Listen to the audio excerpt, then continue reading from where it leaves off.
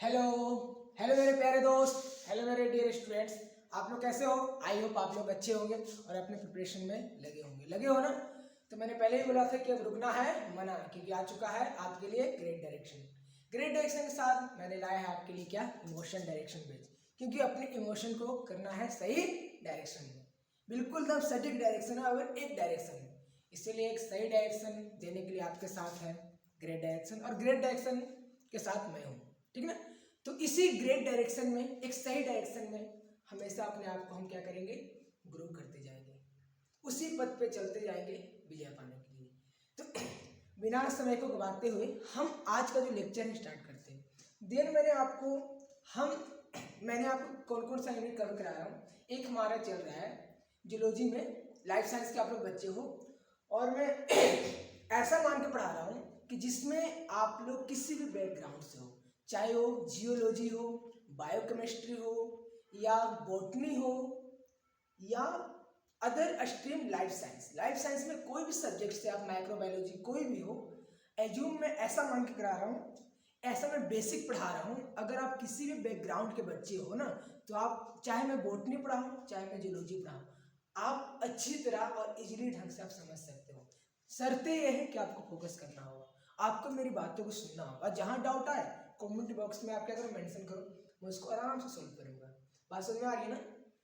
तो इसीलिए मैंने इमोशन डायरेक्शन बेच लाया है आपके लिए कि अपने जो इमोशन पावर है, अपने जो स्ट्रेंथ पावर है, किसमें, अपने कॉन्सेप्ट में, अपने आप को मूव करने से बचाना है, अपने आप को ब्रेक होने से बचाना है, क्योंकि संसार आपको तोड़ने के लिए लगा है, बस आपको टूटने से बचना है, अपने आप को जोड़ना है, जोड़ते हुए एक सही डायरेक्शन क्या करना है, मूव करते हुए चलना है।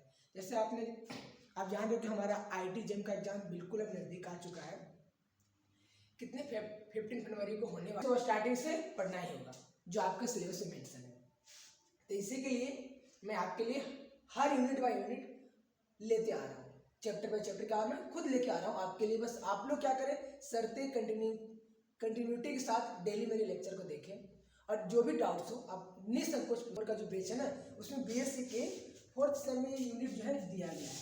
मैं क्या कर रहा हूँ, बीएससी के 4th सेम में दिया गया है, तो जो बच्चे बीएससी में है उसका भी कवर होगा। गेटिंग है ना, बीएससी के कौन से सेम में, 4th सेम में ये यूनिट दिया गया है। गेटिंग यहाँ तक मेरी बात समझ में आ रही होगी।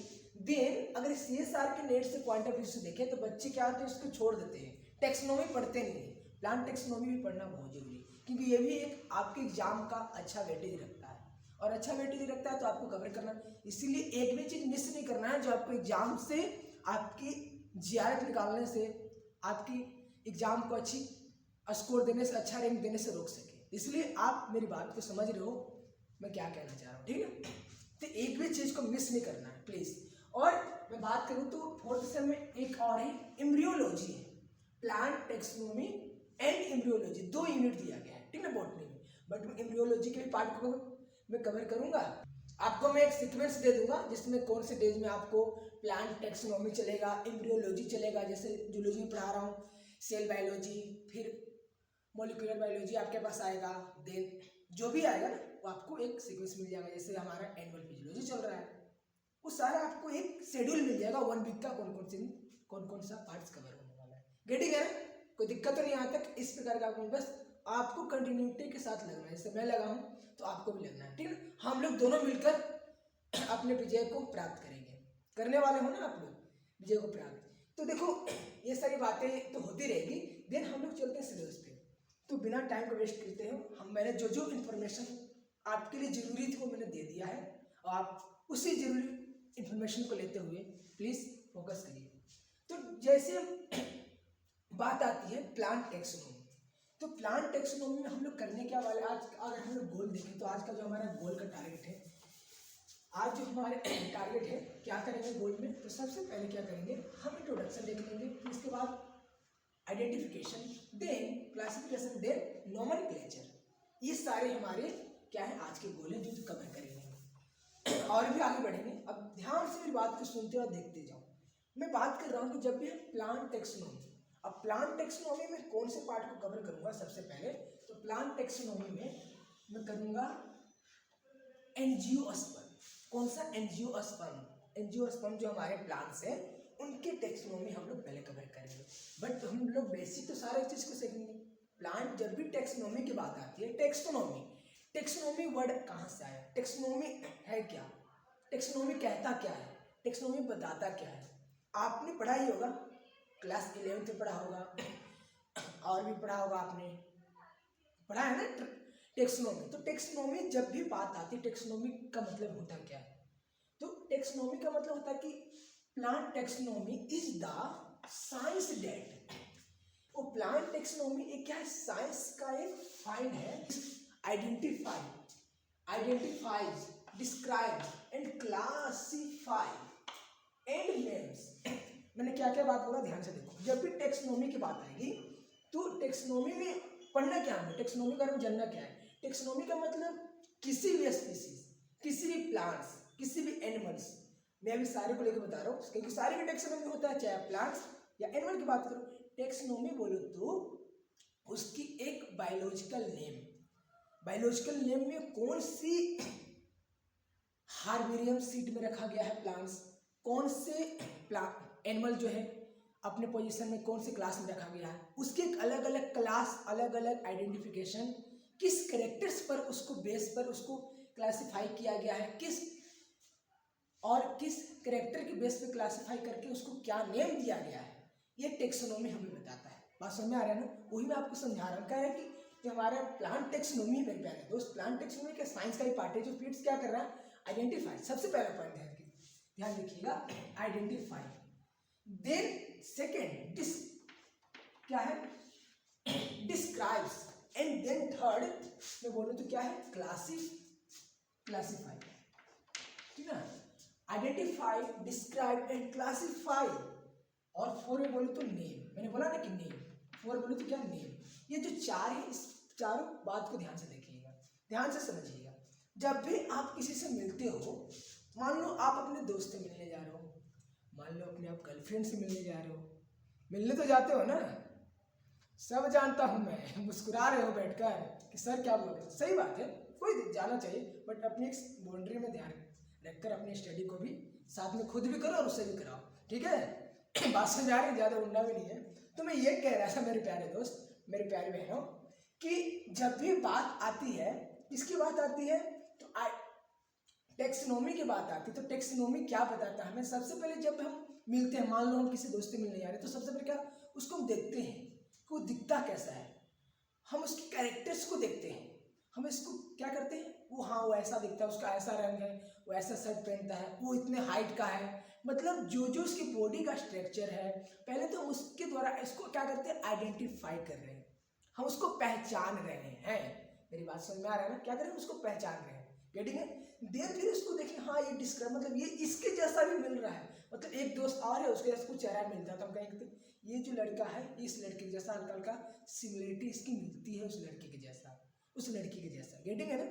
ऐसे हम किसी भी एनिमल्स को या किसी भी चीज को क्या करें, डिस्क्राइब्स कर रहे हैं एंड क्लासिफाई, तब हमसे क्लासिफाई क्या, बॉयज वाले को बॉयज में रख देते हैं, गर्ल्स वाले गर्ल्स में रख देते हैं।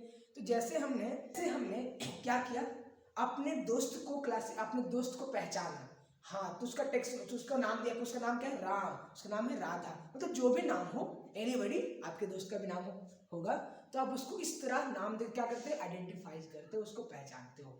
अब वही चीज आती है यहाँ प्लांट्स और एनिमल में। बात तो समझ में आ गई होगी, बिल्कुल हम बेसिक बता रहा हूँ मैं, बिल्कुल हम बेसिक। अगर इस बेसिक पॉइंट्स को भी आप लोग नहीं समझे तो फिर दिक्कत से समझिए।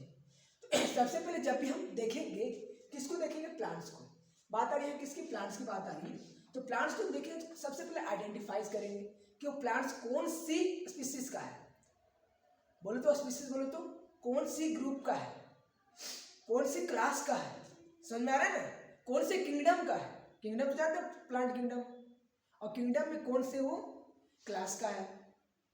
और देन में बात करूं तो हमारे पास डिस्क्राइब फिर उसे करेंगे, फिर उसे क्लासिफाई करेंगे कि हाँ ये एंजियोस्पर्म है, ये जिम्नोस्पर्म है, करोगे ना, ये फंगी है, ये वायरस है, मतलब जो भी आप उसका अगर आइडेंटिफाई करके उसको अपने अपने ग्रुप में अरेंजमेंट कर दोगे, रख देंगे, जब उसको देखकर पहचानोगे तो, ठीक है। It is one of the main branch of taxonomy, यही तो है, वो एक बहुत इंपॉर्टेंट ब्रांच है मेरे प्यारे दोस्त, मेरे प्यारे बहनों, वो बहुत महत्वपूर्ण ब्रांच है। क्या? टेक्सोनोमी। अगर टेक्सोनोमी नहीं होगा ना तो हमारी बायोलॉजी जो हम प्लांट पढ़ेंगे तो उसमें हम किसी चीज़ को डिस्क्राइब नहीं कर पाएंगे, हम अच्छी तरह उसको स्टडी नहीं कर पाएंगे। स्टडी करने के लिए किस चीज़ को अलग करना जरूरी है। हम उसके बारे में स्पेशल स्टडी कब कर सकते हैं? जब मान लो आपका बहुत निकट का दोस्त, बहुत करीबी दोस्त हो, तो आप उससे क्लोज कब आते हो? जब उससे अकेले में बात करते हो, उसको टाइम देते हो, उसको सभी से आइडेंटिफाई करके उसको अलग लेके जाते हो। ऐसे ही हमारे प्लांट्स की बात है, तो प्लांट्स में लेके जाते हो ना अपने गर्लफ्रेंड को सबसे अलग, वैसे ही अपने प्लांट्स को हमें क्या करने के लिए, हमें प्लांट्स को बोलो आइडेंटिफाई करने के लिए, अच्छी तरह डिटेल स्टडी करने के लिए उसको क्या, टेक्सोनोमी, मतलब बोलो तो एक ब्रांच ऑफ टेक्सोनोमी फॉलो करना ही होगा। तभी हम उस एंजियोस्पर्म को, उस जिम्नोस्पर्म को, उस फंगिस को, उस एल्गी को हम क्या करेंगे, एकदम डीप स्टडी कर पाएंगे। जब जानेंगे ये इस ग्रुप का है, ये इस फाइलम का है, सॉरी फाइलम तो एनिमल में आ जाएगा, इस डिवीजन का है, समझ में आ रही बातें, तब है उसे क्या करेंगे, डिटेल स्टडी कर पाएंगे। ये बता रहा है हमें, कौन बता रहा है? टेक्सोनोमी बता रहा है। भले मैं टाइम ले रहा हूँ, आपको डिटेल में समझाना चाह रहा हूँ, आपको बेसिक बताना चाह रहा हूँ। क्या करेंगे, that science, that feed describes, फिर वही बात, describes, classifies and the name. उसके बाद उसको हम नाम देते हैं। मैंने बोला था ना कि जब आप दोस्त को पहचानोगे, किसी लड़के से, किसी भी लड़की से मिले होगे, एनीबॉडी, उसको देखोगे, उसके चेहरा को, उसकी जो कपड़ा पहना है उसको ध्यान से देखोगे कि हाँ वो ऐसा कलर का पहना हुआ है, उसका चेहरा ऐसा है, उसकी हाइट ऐसी है, वो ऐसी दिखती है, वो ऐसी दिखता है, जैसे भी दिखते हैं ना, तब उसका आप नाम जानोगे। हाँ वो काजल है, हाँ वो रौनक है, हाँ वो श्याम है, हाँ वो अंकित है, तब अपने दोस्त को नाम याद, तब उसको नाम से बुलाओ। समझ में आ रहा है? मजा आ रहा है नहीं आ रहा है? बस इसी तरह आप मजा लेते हो, आगे क्यों पढ़ते जाओ और ही मजा आए। क्योंकि स्टडी क्या है, हमारा जो पढ़ाई हम करते हैं ना, उसमें इंजॉयमेंट से पढ़ना चाहिए, बल्कि उससे मजा लेना चाहिए। वही मजा है लोगे तो बहुत मजा आएगा आपके एग्जाम में। जितना आप कॉन्सेप्ट को अभी क्लियर रखोगे ना, उतना मजा आने वाला है। जैसे आप देख सकते हो हमारे पास क्या है, जो प्लांट्स है, मैंने देखो सनफ्लावर का पिक ले रखा है। अब सनफ्लावर में आप कहते हैं किसे है, एंजियोस्पर्म उसे कहते हैं ना, जो जिसमें सीड बनते हो, जिसमें सीड कवर्ड होते हैं, जिसके सीड से क्या प्लांट्स ग्रो करते हैं। प्लांट्स क्या होते हैं, अगले प्लांट्स आते हैं, वही तो एंजियोस्पर्म है। जिसमें सीड नहीं बनेंगे वो क्या प्लांट, वो एंजियोस्पर्म होंगे नहीं होंगे ना, इसमें सीड बनेंगे, इसमें फ्लावर्स आएगी, वही तो एंजियोस्पर्म है। इसीलिए क्या, ये जो हमारा सनफ्लावर का एंजियोस्पर्म है ना, एंजियोस्पर्म, ये आपने पढ़ाई होगा डाइवर्सिटी में, प्लांट डाइवर्सिटी में पढ़ाया ना, नहीं पढ़ाया तो वो भी यूनिट में कवर करूंगा, वही पढ़ाऊंगा, टेंशन नहीं लेना। अरे आप जीरो से भी कुछ मत पढ़ के आओ, बस मेरी जो मैं लेक्चर देते जा रहा हूँ उसको ध्यान से देखते जाओ, और जो भी दिक्कत हो कमेंट बॉक्स में आंसर करो, और लिखने के, देखने के साथ साथ, सुनने के साथ साथ राइट डाउन भी करना, मेरी बातों को समझना भी है, ठीक ना, ठीक है ना। चलो आगे देखो। कहता है कि that are the millions of plants. हमारी अर्थ पे प्लांट्स की कमी नहीं है, काफी बिलियंस प्लांट्स है, बहुत सारे प्लांट्स हैं। जैसे इस दुनिया में आए तो हम तो एक बगिया में पाए, millions of plants and animals in the world में तो दो ही तो चीज है, एक प्लांट से एनिमल। अगर हम लिविंग थिंग्स की बात करें, लिविंग थिंग्स में दो ही चीज तो रहेंगे, प्लांट से एनिमल। हमारे कहाँ, इन द वर्ल्ड, इस वर्ल्ड पे, इस अर्थ पर, ठीक है। इस कुदरत के सभी फूल अपने अपने क्या है, रंग में है। जैसे एक हम फूल, एक आप फूल, सारे फूल हैं इस कुदरत के बनाए हुए। तो इसलिए जो कुदरत के बनाए हुए हैं ना हम लोग, तो इस कुदरत के बनी हुई संरचना को ना बिगाड़े, सेफ रखें, सेफ वाटर, सेफ लाइफ, ये सारी फॉलो करें, और प्लस में अपने आप को भी सेफ करें। अब नहीं बल्कि डिप्रेशन में जाने से भी बचाएं। अपने आप को खुश रखें, जितना अच्छा रहेगा आपके लिए भी। जब हम खुश रहते हैं ना तो हमारे अंदर एक अच्छी इन्वायरमेंट आती है, एक अच्छी एनर्जी आती है। कितना भी संसार में दुख हो, पर कहा जाता है ना, कहते हैं ना कि किसी ने सही कहा है ना कि दुनिया के गम को देखा तो अपना गम भूल गया। इसलिए अगर आपको ये डिमोटिवेट हो रहा है कि मुझसे पढ़ाई नहीं हो रही, मुझसे ये काम नहीं हो रहा, मुझसे ये नहीं हो रहा, मैं सोया जा रहा हूँ, मैं ठंड आ गई, ठंड में मुझे बाहर निकलने का मन नहीं करता है, तो बस यही बात ध्यान देना, जिसके पास दो आँख भी नहीं, दो पैर भी नहीं, वो भी अपने काम में लगा हुआ है। इसलिए कहा गया कि दुनिया को दुनिया के गम को देखा तो अपना गम भूल गया, इसलिए वो गम को भुलाकर खुशी में आकर अपने काम को कंटिन्यू रखो जहां वहां से।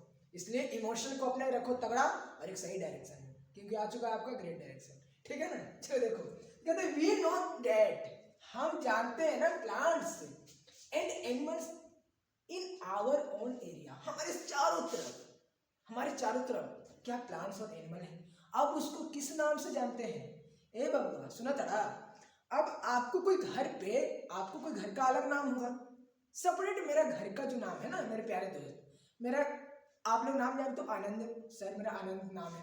अब घर पे मुझे क्या आनंद थोड़ी बुलाते हैं, मेरे घर पे नाम है गोलू, तो मुझे गोलू गोलू बोलते हैं। ए गोलू सुनो बे, बोलो रे मतलब जो भी है ऐसा बोलते हैं। तो इसी के लिए कहा गया है ना, प्लांट्स और एनिमल के लिए उनका एक लोकल नाम होता है हर एरिया पर। को बकरी बोलोगे तो कहीं राजस्थान में कुछ और बोल देंगे, मतलब हर जगह का लोकल नाम अलग होता है। मान लो यहाँ मैं किसी प्लांट्स को सनफ्लावर के यहाँ सनफ्लावर बोल रहा हूँ, तो ही राजस्थान में कुछ और बोलेंगे। अगर किसी और को किसी और नाम से मतलब बोलो, तो हर एरिया बाइज एरिया जो किसी प्लांट्स एंड एनिमल के जो नेम्स होते हैं ना, उसी पर डिपेंड होते हैं। जो आता है मतलब उस नाम से बोलना स्टार्ट कर देते हैं। समझ में आ रही है ना। अगर मैं बात करूं, आगे मैं बात करूं कि these local names would vary, मतलब बहुत सारे, एक नहीं मतलब बहुत सारे, from the place to place every country. मैंने पहले बोला ना, हमारे देश में हर कंट्री में चले जाइए, चाहे अमेरिका हो, चाइना हो, पाकिस्तान हो, एनीबॉडी कहीं आप जाइए, तो जो भी प्लांट्स और एनिमल को एक लोकल नेम से बुलाया जाता है। जैसे आलू को आलू, मेरे भालू, मेरे चालू, मतलब जो भी है एक लोकल नेम से हम जान रहे हैं उसको। इस प्लांट्स को हम बोल रहे हैं रोज, इस प्लांट्स को क्या बोल रहे हैं हम बोल रहे हैं जैस्मिन, अलग अलग एक लोकल नेम से जानते हैं। बट अगर उनके बायोलॉजिकल नेम की बात करें हम, आगे देखो समझ में आ रही है यहाँ तक बातें, बिल्कुल नॉर्मली बातें कर रहा हूँ, बिल्कुल बेसिक चीज बात कर रहा हूँ। तो सबसे पहले मैं इस पार्ट्स को जाने से पहले कुछ और आपको बातें बताता हूँ। सबसे पहले हम आइडेंटिफिकेशन करना सीखें। आइडेंटिफिकेशन करना कैसे है, कंप्लीट है ना। हम आइडेंटिफिकेशन, आप लोग समझ में आया आइडेंटिफिकेशन करेंगे कैसे, वो भी सीखेंगे कैसे करेंगे। देन उसका फिर क्लासिफिकेशन ऑफ नॉमेनक्लेचर, फिर उसको किस क्लास में रखेंगे, एल्गी में रखेंगे, ब्रायोफाइट में रखेंगे, टेरिडोफाइट में रखेंगे, कि जिम्नोस्पर्म में रखेंगे, एंजियोस्पर्म में, किस पार्ट में रखेंगे, उसको किस क्लास में रखेंगे। ठीक है, ये उसको डिस्क्राइब करने के बाद ही पता चलेगा कि वो हमारे कितना करीबी दोस्त है, उससे कितना हमें दूर रहना है, उससे मिलोगे जुलोगे तब तो पता चलो। ऐसे ही इधर प्लांट्स में ही कंडीशन है मेरे दोस्त। क्या कह रहा है कि hence there is a need to क्या अस्टेंड्रिज, मतलब एक अलग अलग स्टैंडर्ड, मतलब एक स्टैंडर्ड नाम होता है, सबका एक स्टैंडर्ड नाम होता है सारी चीज का, ऑफ द लिविंग ऑर्गेनिज्म। मैंने पहले बोला था कि लोकल नाम एक स्टैंडर्ड नाम होता है। Such that a particular organism is known by particular organism, किसी भी एक particular organisms को, चाहे कोई भी organisms हो, plants या animals, the same all over the world, हमारे पूरे वर्ल्ड में पाए जाते हैं। ठीक है, बस मेरा पूरे वर्ल्ड में एक पार्टिकुलर नाम होना चाहिए, एक फिक्स नेम होना चाहिए, जिसके उस नाम से पूरी दुनिया में विख्यात हो, हर जगह में वही नाम। अब बताओ, जैसे मैंने यहाँ आम को आम बोला, कहीं और कुछ और नाम से बोला जा रहा है, कहीं मालदा बोला जा रहा है, मतलब अलग अलग नाम उसको दिए जा रहे हैं। मैंगो की मैं बात कर रहा हूँ। अगर मैं बात करूँ रोज की ट्री, यहाँ मतलब रोज का जो पेड़ है, रोज का जो पौधा है, उसको कुछ और बोला जा रहा है, इस प्लांट्स को कुछ और बोला जा रहा है, इस एनिमल को कुछ, मतलब अपने अपने लोकल नाम से बुलाया जा रहा है। तो हमें बताओ, जब हम स्टडी करने जाएंगे तो यहाँ हम कुछ और स्टडी कर रहे हैं, उसी मैंगो की ट्री को, उसी बनाना की ट्री को, और जब भी हम किसी और जगह जाएंगे तो उसी चीज में कुछ और नाम हो जाएगा, अलग अलग नाम हो जाएगा ना, नाम तो डिफरेंट हो जाएंगे, तो हमें स्टडी करने में तो दिक्कत होगी। तो इसी के लिए हमारा नॉमेनक्लेचर आता है। इसी के लिए बोल रहा हूँ कि डेट ए पर्टिकुलर, क्या एक स्टैंडर्ड नेम होने चाहिए। सबसे पहले मेंशन करो कौन सा नेम, एक स्टैंडर्ड, मतलब एक स्टैंडर्ड नेम होनी चाहिए, जिससे वो पूरी दुनिया में जाना जाए एक ही नाम से। जैसे मैं अब मेरा स्टैंडर्ड नाम क्या है, आनंद, तो पूरा दुनिया में कहीं भी कोई मुझे बोला तो आनंद ही बुलाएगा, क्योंकि वो मुझे क्या, मेरे सर्टिफिकेट में आ चुका है ना वो आनंद।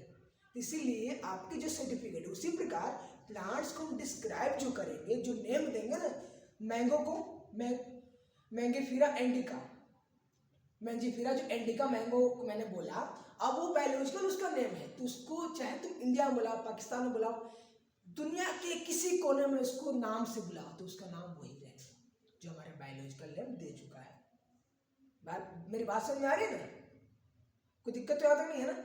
ऐसे ही इसी के लिए क्या नोमेनक्लेचर आया है। इसी प्रोसेस को ओवर द वर्ल्ड, जो पूरी वर्ल्ड में एक ही नाम से बोला जाए, this process is called nomenclature.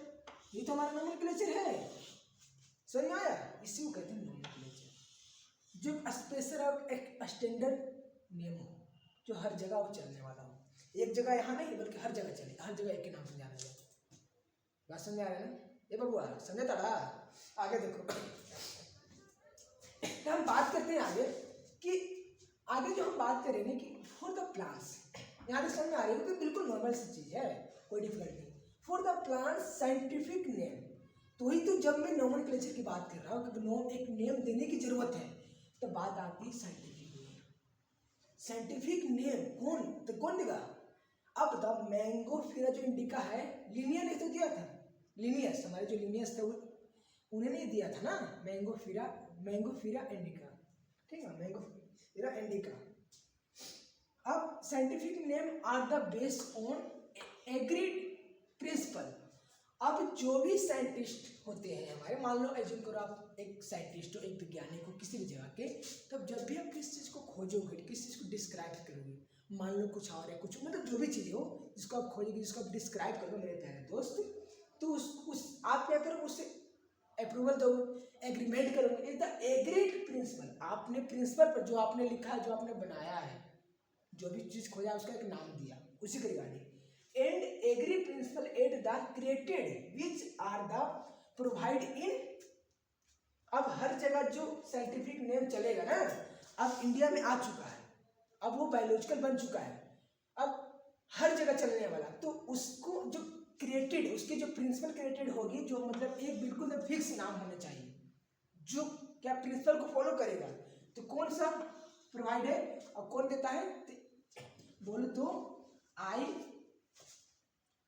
ICBN का full form sir, international code of botanical nomenclature. अब जब भी हम किसी भी प्लांट्स का नाम लिखेंगे, उसका नेम लिखेंगे मेरे प्यारे दोस्त, मेरे प्यारे बच्चों, मेरे प्रिय भाइयों बहनों, तो ICBN से लिखेंगे, international code of botanical nomenclature, इसी के थ्रू लिखेंगे, जो इसका रूल कहता है। समझ आ गया ना? इसका फुल फॉर्म यह होता है, गेटिंग है, फॉर बॉटनिकल नोमेनक्लेचर, गेटिंग। अब जब भी किसी प्लांट्स का, चाहे मान लो आप सरसों के प्लांट्स ले लो, सनफ्लावर प्लांट ले लो, किसी भी लिखो, तो IBCN के थ्रू ही उसे लिखा जाएगा, गेटिंग है? कोई दिक्कत यहां तक नहीं? आगे देखो, कहता है कि the scientific name is sure, बिल्कुल is sure that the each organism has only name। अब मैंने पहले ही बोला ना, अब एक ऑर्गेनिज्म का एक ही नाम रहेगा। जैसे आपका जो नाम है, जो भी जैसे मेरा ही नाम है आनंद, तो मेरा कोई भी आप बुलाओ या इंडिया के बाहर को बुलाओ तो आनंद ही बुलाया जाएगा, मुझे घर पर गोलुआ बुलाया जा रहा है। और यहाँ आनंद बता रहा था कि कोई भी जो है ना, एक सिंगल नेम ही होना चाहिए, ठीक? क्या कह रहा है कि the scientific name is ensure that each organism has only one name. एक ही ऑर्गेनिज्म का मात्र जो एक ही नाम रहना चाहिए, एक ऑर्गेनिज्म का एक से अलावा अदर नाम नहीं होना चाहिए, वही पूरी वो दुनिया में उसी नाम से जाना जाएगा, दैट इज बायोलॉजिकल नेम। बात समझ में आ रही है ना? इसीलिए तो बता रहा हूं मैं। और क्या कह रहा है कि डिस्क्रिप्शन ऑफ एनी ऑर्गेनिज्म, कोई भी organism, description of any organism should enable the people to arrive at the same name।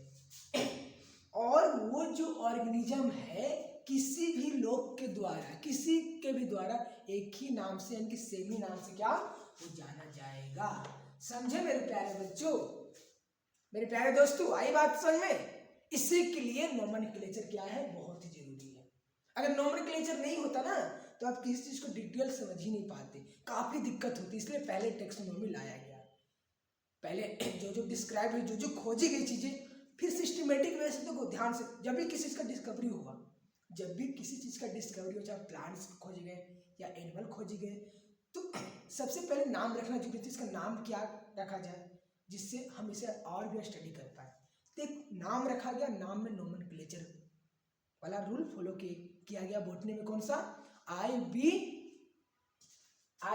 ICBA, और वही मैं बात करूं जूलॉजी में ICZN, international code zoology nomenclature, international code for zoological nomenclature. इसमें B for botanical nomenclature, plants में पढ़ रहे हैं तो बस, तो प्लांट्स में बॉटनिकल नोमेनक्लेचर का रूल ही फॉलो किया जाता है।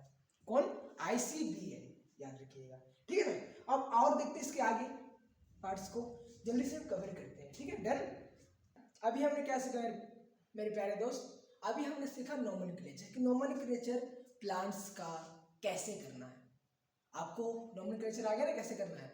अब देखो वही नोमेनक्लेचर जो हमने किया है उसका आप सही टर्म सीखेंगे। जो हम नोमेनक्लेचर कर रहे हैं वो किस फॉर्म में, जीनस क्या रहेगा, जेनेरा क्या रहेगा, और स्पीसीज क्या रहेगा, नेम में कैसे लिखेंगे, इटैलिक्स में लिखेंगे या इंग्लिश में लिखेंगे, हिंदी में लिखेंगे, कैसे लिखेंगे, अब उसको देखते हैं, ठीक ना।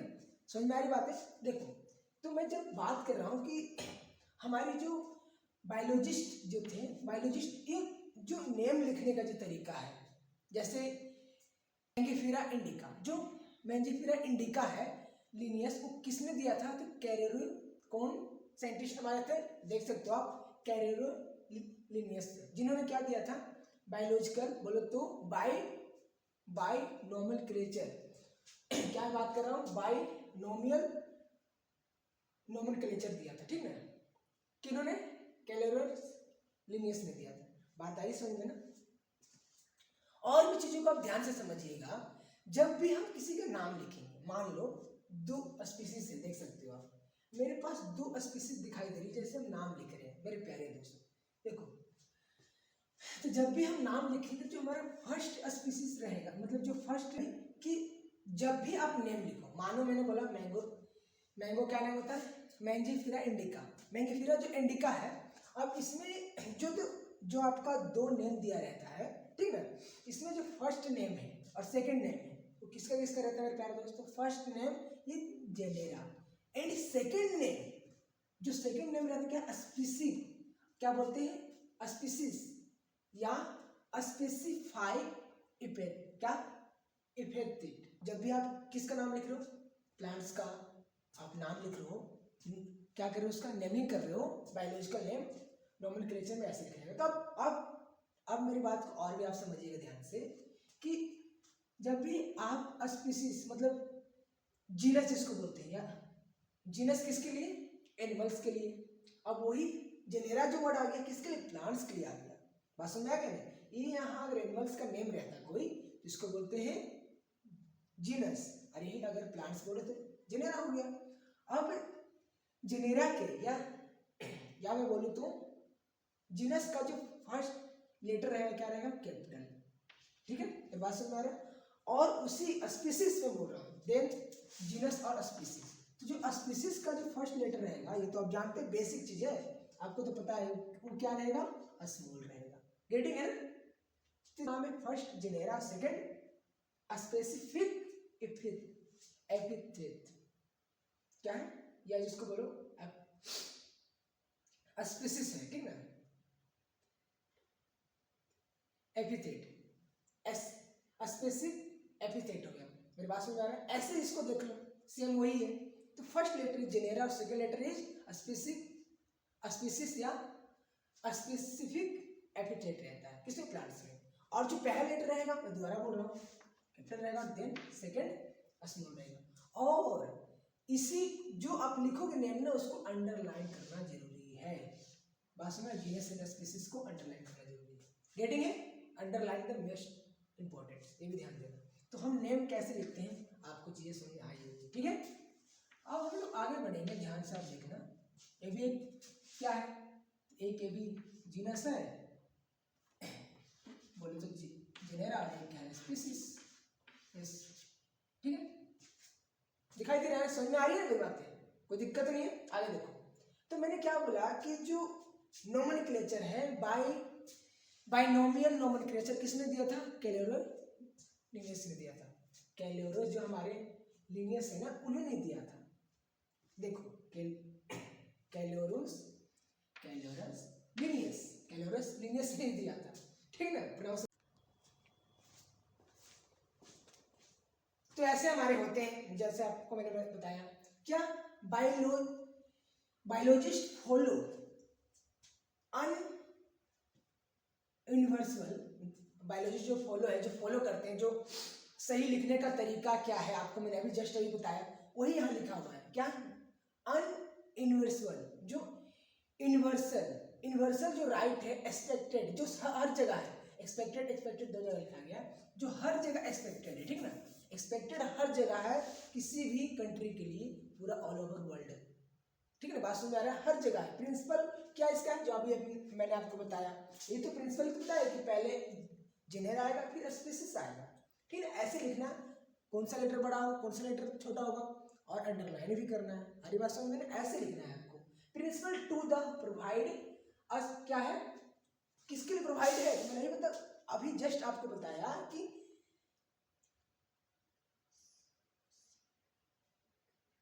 किसके लिए, साइंटिफिक नेम, किसके लिए प्रोवाइड किया गया, साइंटिफिक हो गया, ठीक है, साइंटिफिक नेम के लिए, समझ लो, scientific name to known organism, scientific name to known organism, जिसके लिए सारा ऑर्गेनिज्म जाना जाएगा।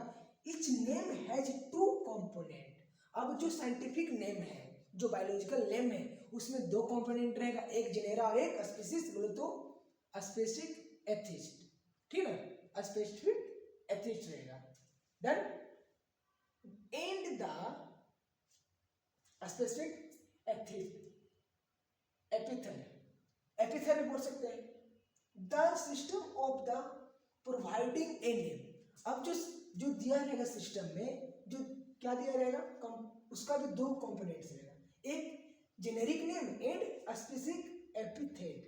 सेकंड, मेरी बात को दोबारा समझिएगा, अब किसकी बात कर रहा हूँ, साइंटिफिक नेम में जो दो कंपोनेंट रहे मेरे प्यारे दोस्त, एनिमल या प्लांट्स के लिए बात करिए, तो एक के लिए जेनेरिक नेम रहेगा, और इसमें क्या है, दोनों तो फर्स्ट हमारा जो नेम रहेगा वो जेनेरिक यानी कि जीनस ही रहेगा, जेनेरा का हो या जीनस को, सेम ही है, ठीक है, और स्पेसिफिक इथर बोलो या स्पेसिफिक इथेट बोलो, एपिथेट, ठीक है, सेम ही है, एपिथेट, ठीक, डन, कोई दिक्कत नहीं है, बात समझ में आ रहा है ना, जो आपको मैंने समझाया ना वही चीजें लिखा हुआ है, कोई डिफरेंस नहीं है।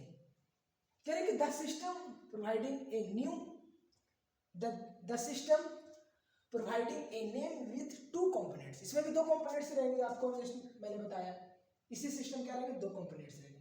अब ये जो दो कंपोनेंट्स है, मतलब हर बार मतलब दो चल रहा है, मतलब दो नाम आ रहा है, तो जो दो नाम आ रहा है ना मेरे दोस्त, एक तो जीनस को बता रहा है, एक उसका स्पीसीज कौन सा स्पीसीज है ये डिनोट कर रहा है, ये डिनोट करके उसे बता रहा है, ये तो सिंपल सी बात है ना। जैसे मैंने मैंगो क्या बोला, मैंजीफेरा इंडिका, तो मैंजीफेरा मैंगो किस जीनस का है, तो मैंगो का जो स्पीसीज है इंडिका है, इंडिका में जितने भी जो ग्रुप में आएंगे प्लांट्स, जितने भी जो ट्री आएंगे सब मैंगो ग्रुप वाले होंगे, उसी का वो क्या स्पीसीज हो गया। अब देर में इंडिका में बोल रहा हूँ, तो इंडिका उसका अलग अलग, ये जीनस का है, मैंगो किस जीनस में आ रहा है, तो मैंगो किस जीनस में आ रहा है प्यारे दोस्त, मैंजीफेरा में आ रहा है, बात समझ आ रहा है, ऐसे समझ लो आप, ठीक है। जैसे डॉग का भी कई सारा जीनस होगा, स्पीसीज होगा, जो आपको बताऊंगा एनिमल में, आपने पढ़ाई होगा, समझ में आ रही चीज ना, देखो आगे ऐसे ही मिलाकर जेनेरा और स्पीसीज का, इसीलिए इसको क्या बोला जाता है, बाइनोमियल नोमेनक्लेचर। बाय बोलो मतलब दो, नोमेनक्लेचर का मतलब उसका नाम, बात आ रही समझ में ना, इसीलिए इसे बाइनोमियल नोमेनक्लेचर कहते हैं। गेटिंग है ना, कोई दिक्कत तो नहीं ना, समझ में आ रहा है ना। आप भी बाइनोमियल हो या नहीं हो, एक खुद हो एक आपको पार्टनर होगा, हो ना बाइनोमियल, इसलिए बाइनोमियल नोमेनक्लेचर, ये क्या है, हमारे सारे प्लांट्स हैं, हम बोले ना कि सारे प्लांट्स हमारे बाइनोमियल नोमेनक्लेचर प्लांट्स या एनिमल, किसी का भी नाम वो अकेला नहीं बल्कि एक दूसरे से ज्वाइंट है। किसी का नाम तो अकेला है नहीं, ठीक है। रियर में कोई होगा आपके नजर में तो देख लेना आप, ठीक है। तो हाँ, मैं तो देख ही रहा हूँ, आप भी देख लेना एक बार। The naming system give by the calorie, ठीक है, आपको बता रहा हूँ, इन्होंने दिया था। अब मेरी बात को ध्यान से और समझिएगा। अब मैं बात करता हूँ, जब भी आप नेम लिखोगे प्यारे दोस्त, तो एक नेम जो है 2 बार रिपीट नहीं होनी चाहिए। जैसे मैंने एग्जाम्पल्स लिखा है नाजा नाजा और नाजा नाजा। आप लोग फर्स्ट ईयर सेकेंड ईयर में आपने नाजा नाजा पढ़ाई होगा, बीएससी वाले बच्चे। थर्ड सेम में उनका सिलेबस था नाजा नाजा, इनकी एनिमल नहीं, सेकेंड ईयर में था ना, सेकेंड ईयर में उनका सिलेबस था ना, एनिमल डाइवर्सिटी 2। एनिमल डाइवर्सिटी जो 2 है, जिसमें आप लोग कोडेटा पढ़ेंगे तो उसमें नाजा नाजा आया होगा। क्या? Indian cobra, king of cobra पढ़े हो ना, तो नाजा नाजा। अभी जो ये लिखे हैं ये किस में है? ये जूलॉजी में चलेगा, बोल तो एनिमल में चलेगा, जूलॉजिकल नेम में चलेगा, बोल तो एनिमल्स में चलेगा। ये नोट, ये क्या चलेगा? प्लांट्स में नहीं चलेगा।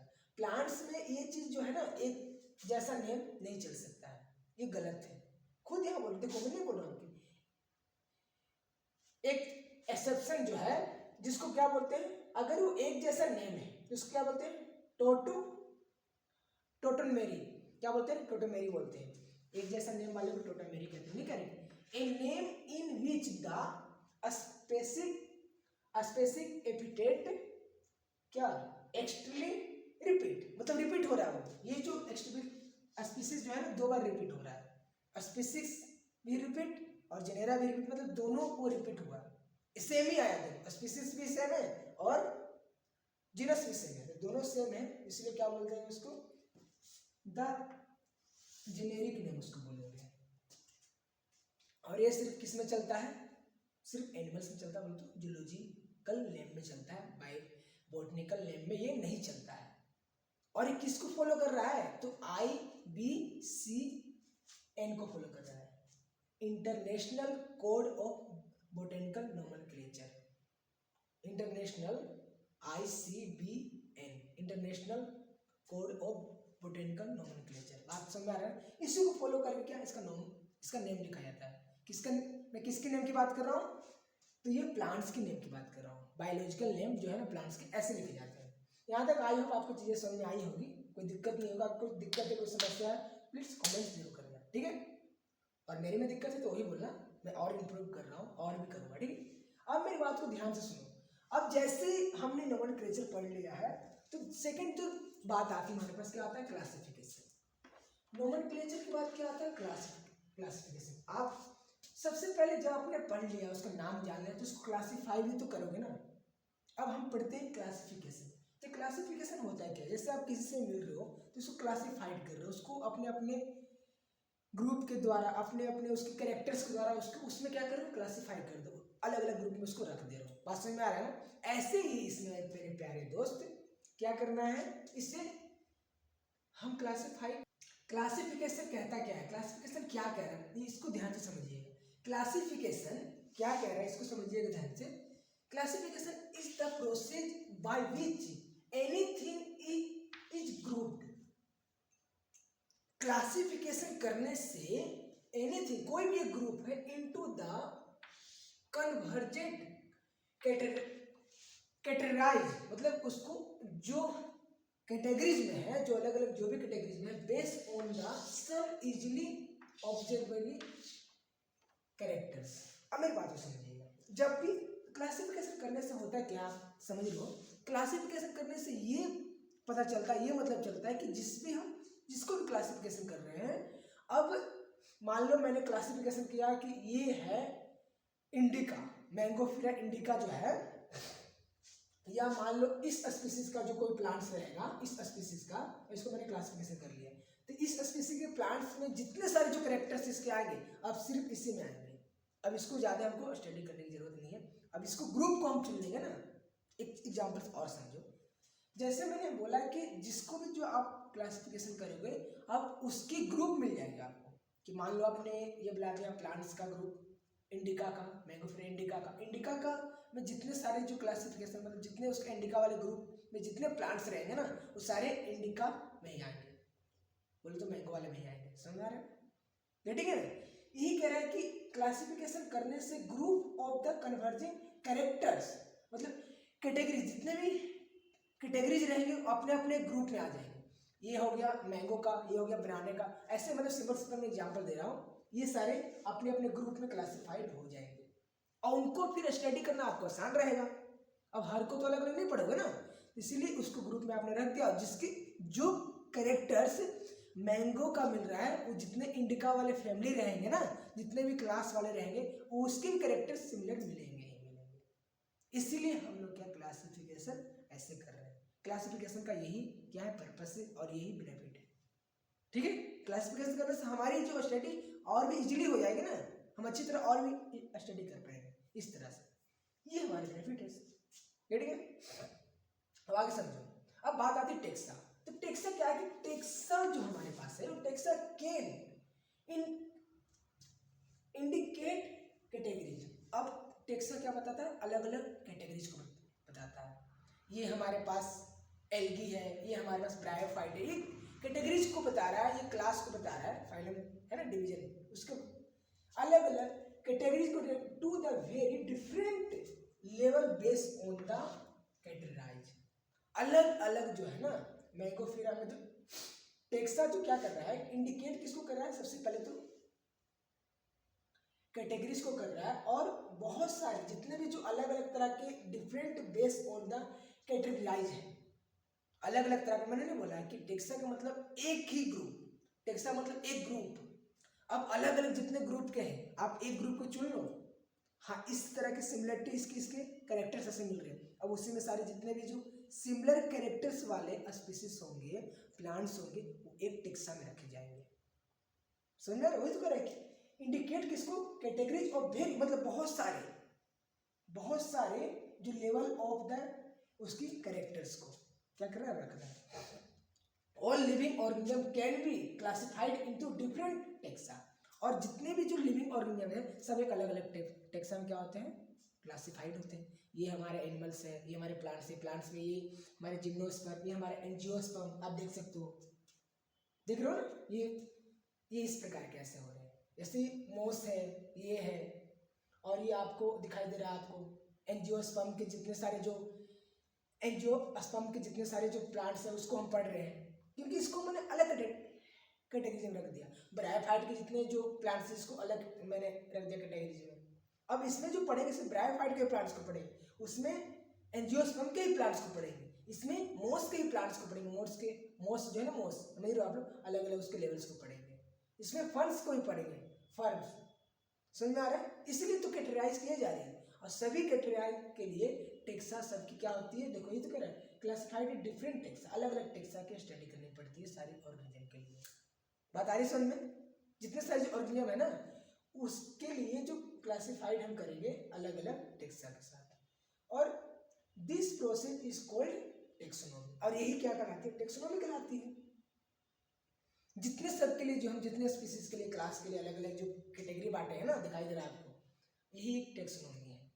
हम सबको एक साथ थोड़ी पढ़ सकते, अलग अलग करेंगे, अलग अलग हम सिस्टमेटिक रूप से छाटेंगे, अलग टेक्सा में, इस टेक्सा में, इस टेक्सा में ऐसा रखेंगे ना, तब मुझे स्टडी करना काफ़ी इजी हो जाएगा, काफ़ी इजीली हो जाएगा और अच्छी तरह हम स्टडी कर पाएंगे। बात आ रही समझ में ना? कोई दिक्कत तो नहीं है? आगे सुनो, इसलिए मैं ज़्यादा रुक रुक के आपको समझाकर ये इजी ढंग से और बता रहा हूँ। अब कुछ पॉइंट्स और समझो। बात मैं ये कह रहा हूँ कि अब जो हमारी क्लासिफिकेशन, ऊपर देखिएगा ध्यान से, काफ़ी ऊपर तो नहीं होगा ना, समझ में आ रहा है? Classification is not single step. Classification एक सिंगल स्टेप नहीं है। क्या है? एक टेक्सोनोमी हायरार्की है। टेक्सोनोमी हायरार्की आप जानते हो ना, जीनस, स्पीसीज, डिविजन्स, देख सकते हो इस प्रकार का ऐसा रहता है, पिरामिड्स वाला। स्पीसीज हो गया, जीनस हो गया, देखो ना, ये क्लास हो गया, देख रहे हो आप सब, है ना, इस प्रकार का। ठीक है, ऐसे रहता है। तो क्या कहता है कि नॉट ए सिंगल, एक सिंगल स्टेप थोड़ी है क्लासिफिकेशन। एक सिंगल एक बड़ा सा मेथड्स है कि इसमें ये रखेंगे, ये किंगडम को रखेंगे, फिर इसके बाद ये पहले सबसे पहले तो किंगडम बटा, फिर उसके बाद अलग अलग क्या बटा, क्लास बटे, फिर ग्रुप बटा, डिवीजन बटा, ऐसे ऐसे बढ़ते जा रहे हैं।